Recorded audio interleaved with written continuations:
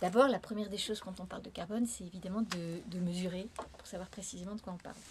Et donc nous, on est, je pense, assez en avance sur ce sujet-là, puisqu'on a développé un outil en collaboration avec l'ADEME, avec Pricewaterhouse, et on est aussi certifié par Carbon Trust.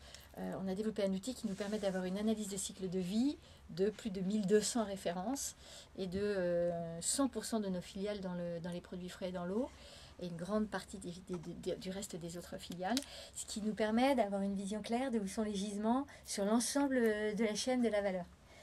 Que ce soit l'usine, que ce soit le packaging, le transport et effectivement l'amont agricole. Alors, la première des choses, c'était ça, c'était de mesurer. Et c'était pas simple, c'est toujours pas simple, mais on pense qu'aujourd'hui, on a bien avancé sur ça. La deuxième des choses, c'est de décider comment on réduit, quel niveau d'ambition de progrès on se donne. Et pour cette partie-là, il faut aussi définir quel est ce qu'on considère le périmètre de responsabilité qu'on se donne. Quand on regarde Kyoto, Kyoto dit c'est l'énergie dans les usines qui ont une puissance installée de plus de 20 MW. Autrement dit, pour nous, ça représente 5 usines maximum et ça représente rien, ça représente 50 000 tonnes de carbone. Nous, on s'est dit, on a toujours historiquement considéré que notre responsabilité ne s'arrêtait pas à la porte de l'usine. Et donc, on a défini le périmètre en se disant, là où on a un impact direct et on peut décider seul. C'est-à-dire, on a pris toute la chaîne qui intègre la fabrication, le packaging et le transport, en intégrant aussi la fin de vie du packaging, puisqu'on considère que c'est aussi notre responsabilité par les choix des matériaux qu'on fait. Et une fois qu'on a dit ça, on s'est engagé sur une ambition. Et cette ambition, elle est aujourd'hui affichée. On s'est engagé à réduire de 30% d'ici à 2012 notre empreinte carbone par kilo sur ce périmètre. Voilà. Donc pour simplifier, mesurer, c'était compliqué. On a mis des outils spécifiques et on a une vision claire de où sont les gisements. Ensuite, réduire et d'abord définir quel est notre périmètre de responsabilité. On a défini notre périmètre direct, là où on agit seul, et on s'est donné des ambitions qui sont très très élevées, moins 30%, avec l'idée que ça nous permettrait de nous obliger à nous transformer et à changer nos pratiques. Maintenant, c'est pas parce qu'on n'a pas gardé le périmètre de l'amont agricole dans le périmètre qu'on regarde pour notre engagement chiffré qu'on ne fait pas de choses, on fait énormément de choses, mais là on n'est pas seul à décider. On travaille avec des fermiers, ils ne sont pas intégrés en amont et donc on collabore avec eux.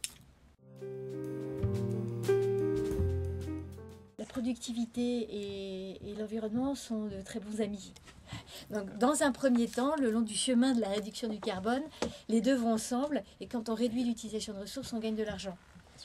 À partir d'un certain moment, quand on a été très loin dans ça, on arrive à toucher des endroits où il faut investir avec un retour sur investissement moindre. On continue à réduire les coûts, mais on a un retour sur investissement moindre.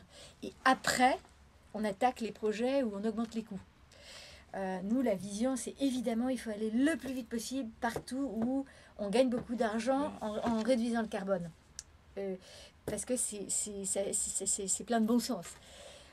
Pour ce qui est des investissements, on a aujourd'hui créé une catégorie d'investissements qui sont ce qu'on a appelé les investissements verts, qui sont les investissements sur lesquels on n'a pas les niveaux de retour sur investissement habituels, mais on est prêt, dans certains cas, dans certaines circonstances, à considérer de faire ce type d'investissement. Évidemment, ça se fera au cas par cas dans certaines situations précises. Et puis pour ce qui concerne les investissements qui augmentent les coûts, là, ça devient du business classique, si j'ose dire, c'est-à-dire qu'il faut arriver à transformer ça en un avantage compétitif qui justifie, d'un point de vue financier, l'utilisation de cet argent. Donc, par exemple, typiquement, quand on fait des transformations de packaging sur des nouveaux matériaux qui coûtent plus cher, parce qu'évidemment, c'est des filières qui sont naissantes, et au début, c'est la masse aussi qui réduit les coûts. Là, on n'exclut pas ce type d'investissement, mais on les regarde après comme on regarde n'importe quel investissement qui augmente les coûts.